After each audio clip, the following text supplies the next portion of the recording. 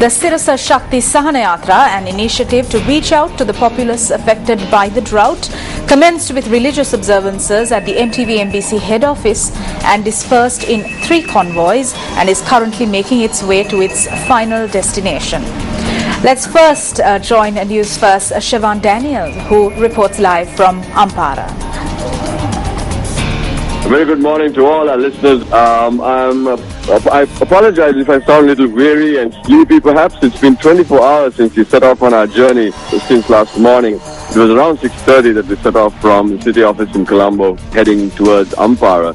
And we really didn't expect what we've experienced since then.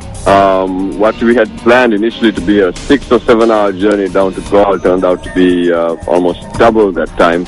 We were stopped almost every 10 or 15 meters. I'm not exaggerating. The visuals on television would speak for themselves. The people just turned up in their numbers. It was Sunday. It was a very, very hot day. And if you can imagine, a convoy of around 25 lorries along the Gaul road heading towards Gaul, being stopped every 25 meters perhaps. It was just something as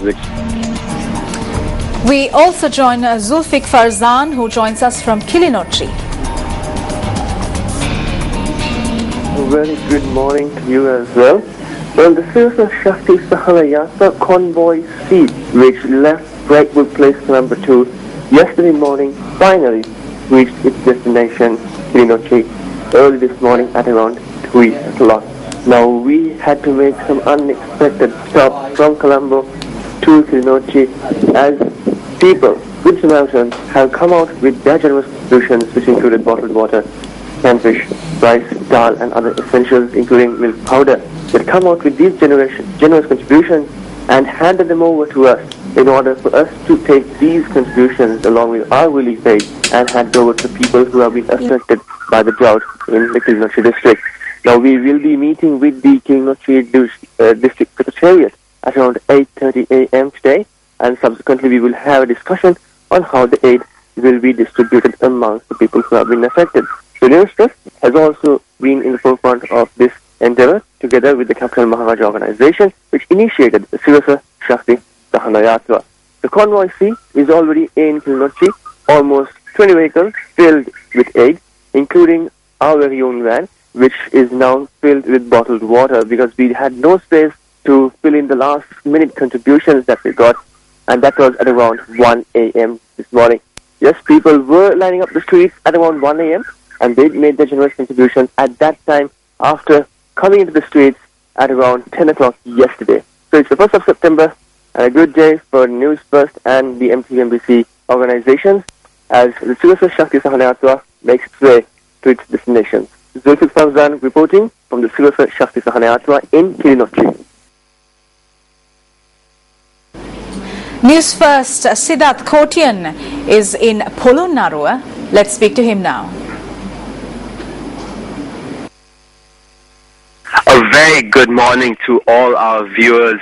I'm pleased to report that our convoy has reached the city of Polonnaruwa this morning at just past 3 a.m.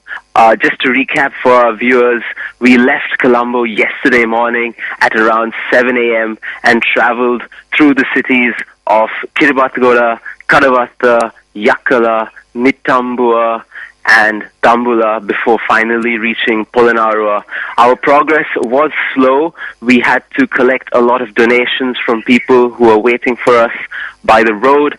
A heartfelt thank you from myself, my colleagues at MTV, Sirasa and Shakti to all the people who sacrificed their Sunday to spend it waiting on a hot Sunday afternoon for our convoy.